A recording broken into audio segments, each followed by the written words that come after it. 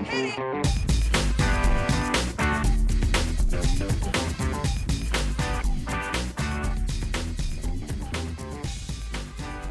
morning, good afternoon, good evening, and welcome to today's Caffeine for the Soul.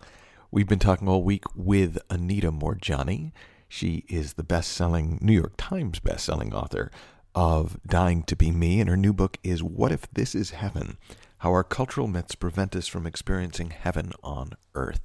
And today, we talked about this idea that you're not broken. Now, many of you know that was my first big insight into the human condition, was to realize that I wasn't fundamentally broken and I didn't need to be fixed. And that's what Anita and I talk about. So I think you're going to enjoy this one. It's back down to our normal espresso size. Enjoy. So another one of the myths that I really just resonated with was, I'm not okay, you're not okay. And the way that I heard that is, I don't need to be fixed. And yes, that to me seems so fundamental to the whole mythology of self-help and spiritual development, is, the difference between, hey, you're fundamentally a mess, but we can fix you, and you're fundamentally God in human form, and we can kind of scrape away some of the crap that's accumulated on top of you. Could you speak to that? Yes. So basically, I believe that one of the big, one of the issues we're facing right now is we're facing a culture that has really gone deep into the whole self-help phenomena. And so we have created a whole generation of people, all of whom believe they're broken and they need to be fixed. And I think this is not just a phenomenon of the self-help generation. It's also, there's a lot of people who have strong religious beliefs, all of whom believe that they are broken just because they're here in physical form. But I honestly don't believe any of us are broken. None, not me, not anybody. And I believe the problem is in believing we are broken and that we need to be fixed. And that is actually the root of the problem for many people. So I kind of look at it from that way around. And in actuality, we're all beautiful. We're all perfect. We're all on a journey. And sometimes the journey can be difficult, and sometimes the journey is easy. But what makes our life harder is that whenever the journey gets tough, we think we're broken. And that's a big problem, that, because there's so many things that we come across on our path, which maybe these things are to take us to the next level. Maybe there's a purpose we're supposed to go through, a little bit of a challenge here and a bit of suffering there. It all adds up to the experience.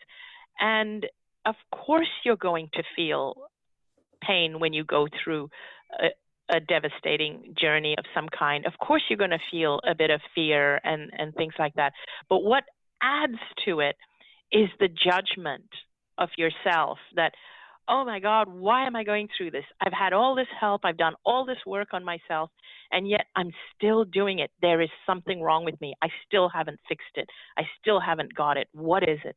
Or we feel a bit of fear about something, and instead of embracing the fear so that it can pass, or accepting this is where I am now and allow it to pass, we start to fear the fear. We kind of go, oh my gosh, I'm not supposed to fear this fear. Fear is bad for me because I'm attracting this situation to me because of the fear. And we've got you can't afford the luxury of a negative thought. Yes, exactly. We start to think things like that, and we start judging ourselves, and we start fearing our thoughts, and it gets us into an even bigger mess. So I like to work on the premise, where you are right this minute. Let's start with, this is perfect. This is where you're meant to be right now. You're meant to be experiencing exactly what you're experiencing. And I know it might be hard, but let's start with loving yourself and not criticizing, judging, hating, watching your thoughts, all that kind of stuff. Because each of those things is a judgment against who you are. Even this whole thing about, I have to watch my thoughts.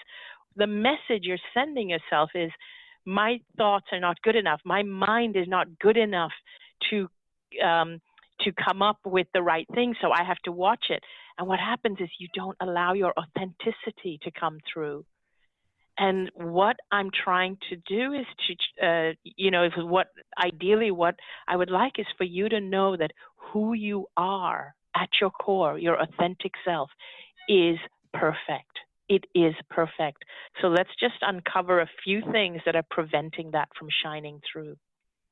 And in the work that you've been doing over the last 10 years, have you sort of gotten to the point where you see some pretty consistent patterns of what people use to cover that up? Sorry, I said that before you finished your sentence. Well, you knew where I was going. Yes. It was the obvious question. Let's be honest. Yes, one of the patterns I see a lot is where people are constantly asking themselves, why am I not getting it? Why am I not getting it? And I just feel like hugging them and telling them, darling, just love yourself where you are now. That's the only thing you're not getting. That is the only thing. Just stop criticizing yourself. Stop beating yourself up.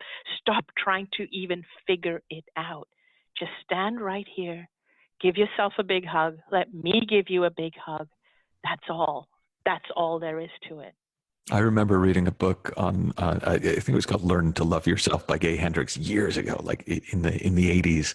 And I remember there was this one exercise, which was the only one that got through to me, where it was, can you love yourself as you are now? And my answer was always no.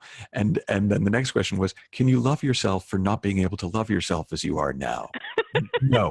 But if I got like 4 deep, I realized that when the question was, could you love yourself for not being able to love yourself, for not being able to love yourself, for not being able to love yourself for where you are now? I was like, yeah, I can do that. I'm going to try that. I love that. And I hadn't heard of this book. That's great. Something for me to look up. Oh. I love that. For me, the idea that just really resonates in that one is this is exactly where you're meant to be. Right here, right now, experiencing exactly what you're experiencing. Tomorrow, we talk about ego. One of the myths in her book is that spiritual people don't have egos. So tomorrow we talk about that difference between ego and egotistical and why we have egos. So I think you'll enjoy that. Again, you can find out more at anitamoorjani.com, and you can order the book, What If This Is Heaven? How Our Cultural Myths Prevent Us from Experiencing Heaven on Earth, at all good booksellers near you. Until tomorrow, have fun, learn heaps. We'll talk to you then.